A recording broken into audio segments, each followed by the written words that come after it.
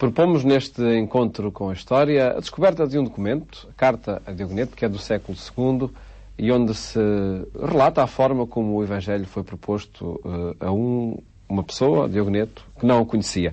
Como sempre, é com o Dom Clemente que fazemos esta apresentação. Muito obrigado, Sr. Manuel. Boa tarde. Obrigado, Paulo. Obrigado por estar uma vez mais connosco.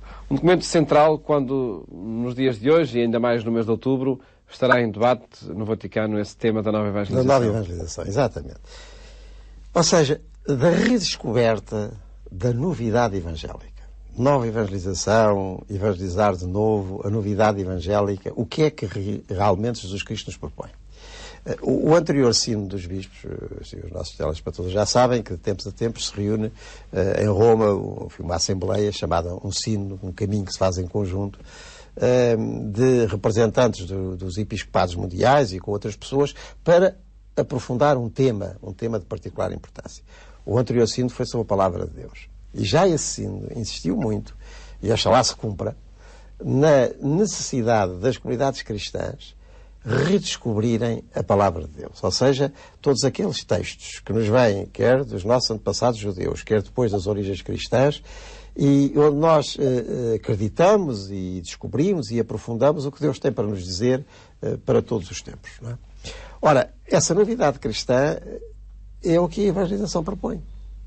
A nova evangelização é retomar, antes de mais, nós os crentes, retomarmos o que é que de novo é apresentado para dar novidade à vida das pessoas, porque a vida das pessoas às vezes envelhece cedo demais, envelhece ainda antes de ser nova, não é?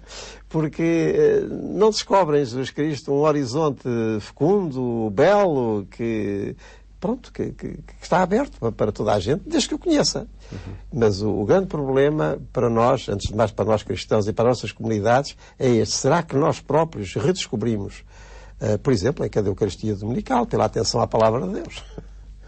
E em tudo mais, e na nossa própria vida, uns com os outros, o que é a novidade cristã? Nós já descobrimos. Faz lembrar um bocadinho aquela conversa de Jesus com Nicodemos, em que o Nicodemos lhe pergunta: então, mas eu agora que sou velho, hei de ser novo outra vez? Tens que nascer de novo. Tens que perceber a novidade que eu trago e que o meu espírito induz, porque muitas vezes não estamos lá. Bem, daí que retomar textos da antiguidade cristã, da novidade cristã, possa ser, e eu creio que é, muito fecundo, e por isso eu trouxe aqui para esta série de programas esse magnífico texto, redescoberto no século XV, mas não sei se ainda suficientemente redescoberto por todos nós, que é a carta assim chamada a Diogoneto. É um cristão de Alexandria, a finais do século II, uma grande cidade, pagã, na sua grande maioria, com algumas comunidades judaicas, com algumas presenças cristãs, mas ainda tudo muito novo e que despertava alguma curiosidade, mas também antagonismo. E o trecho que nós hoje vamos ver é um trecho em que o autor já se refere a esse antagonismo que os cristãos sentiam. Portanto, havia ali resistências da parte da sociedade alexandrina, da parte da sociedade romana, em geral, ao cristianismo e, concretamente, a dois aspectos em que o cristianismo, enfim, de certa maneira, tocava, molestava, inquietava os que não conheciam o cristianismo autêntico. O Paulo não se importa. Os cristãos amam a todos e por todos são perseguidos. Não são reconhecidos, mas são condenados à morte. São condenados à morte e ganham vida. São pobres, mas enriquecem muita gente. Insultados, bendizem. Ultrajados, prestam as devidas honras. Fazendo o bem, são punidos como maus.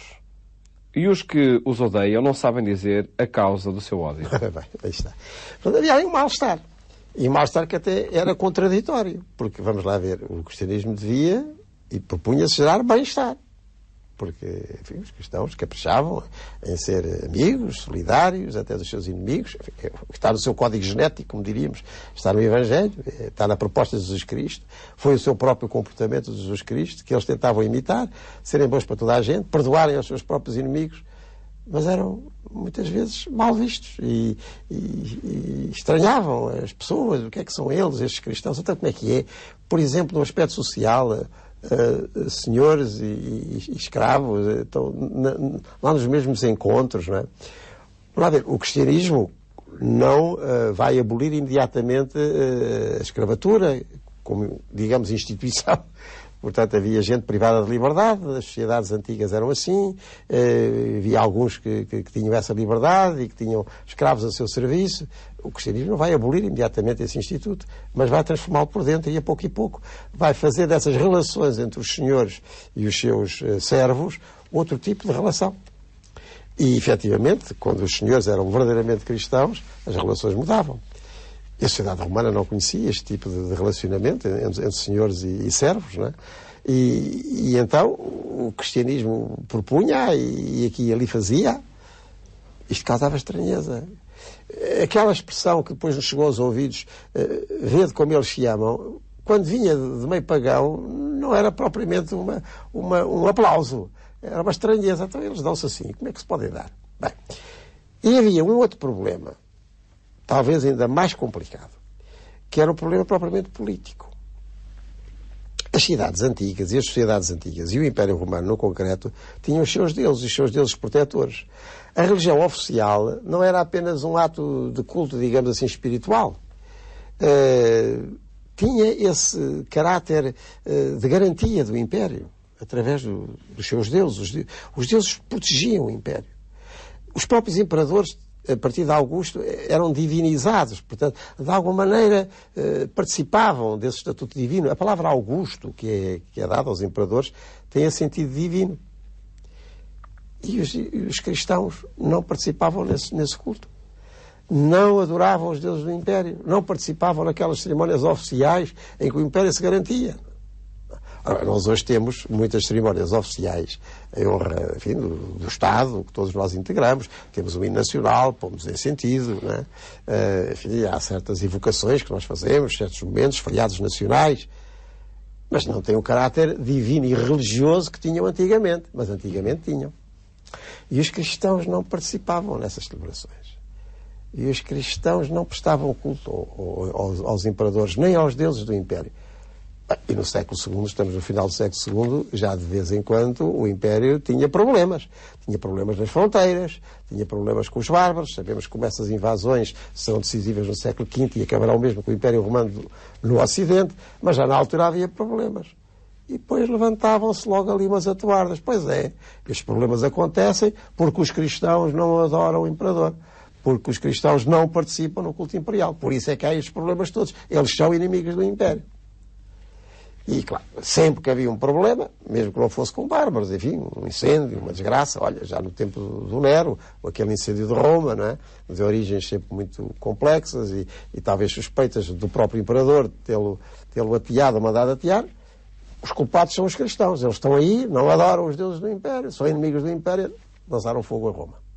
Portanto, este tipo de acusações é muito, muito frequente. Século I, agora já estamos segundo, Alexandria, terceiro, quarto. Os cristãos são vistos como gente estranha que é capaz de fazer mal. E o que é que eles fazem lá naquelas reuniões, daqueles cultos em que eles adoram o tal Cristo como um Deus? Não é? O que é que eles lá fazem? E depois junta-se gente de diversa condição social, tudo isto causava estranheza. E daí que o autor da carta a Diogonete diz, olha, é a nossa condição. E acredito que ainda mais o paradoxo que suscitado pela reação dos próprios cristãos, mesmo condenados à morte, mesmo perseguidos, ganham vida, é o que diz o texto. Tudo isso lhes causava estranheza, não é? E a maneira como eles suportavam esses martírios, iam até ao fim, e eram martírios atrozes, não é? Martírios atrozes, porque podia ser privação da vida logo, aquelas flagelações tremendas, aquelas condenações às minas, que era outra maneira de morrer rapidamente. E eles, enfim, pelo menos aqueles que eram considerados, e realmente eram mártires, testemunhas do cristianismo, mesmo aí continuavam a perdoar aos seus inimigos, como o próprio fundador do cristianismo no alto da cruz, não é? Jesus, Pai, perdoa-os porque eles não sabem o que fazem. Mas isto para dizer que, além da atitude pessoal, digamos, anímica, o testemunho, havia estes fatores de confusão. Eles são ou não são romanos? Eles são ou não são bons cidadãos? Então porquê é que eles não vêm aqui aos atos de culto coletivo, público, político, diríamos nós? Porquê é que eles não vêm? Porquê é que eles não participam? Nestes momentos, que para nós são os momentos que garantem que os deuses vão proteger o Império.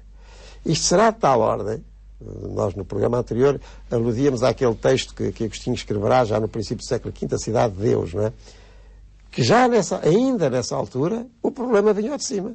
Agostinho vai escrever A Cidade de Deus, no século V, para dizer que se o Império caiu, ou estava a cair, e invadido pelos bárbaros, isso não era por causa dos cristãos, porque já antes de haver cristãos, o Império tinha tido os seus problemas. Nessa altura não o Império, mas a República Romana tinha tido os seus problemas. Porque não é daí que vem o mal do Império. Antes, pelo contrário. Um culto verdadeiro permitia que os cristãos colaborassem em tudo aquilo que podiam e deviam colaborar com os cidadãos. Aliás, é a ordem de Cristo, dar a César o que é de César, sem pôr em causa a sua consciência e a afirmação de um Deus único. E essa também é uma afirmação e uma certeza a proclamar nos dias de hoje. Ai, com certeza. Ou seja, de que os cristãos estão nas sociedades, são um fator de coesão social, mas têm a sua consciência livre, exatamente porque a têm num Deus único, que é um Deus de todos, e a partir de Deus não pode haver guerras, não pode haver destruições, não pode haver contrafações numa humanidade que Deus quer unificada. Voltamos a encontrar-nos desde 8 dias, também no documento, para continuarmos a apresentar este documento do século II, a Carta a Diogoneto, vendo aí de que forma a evangelização era proposta em mundos onde Jesus Cristo não era conhecido.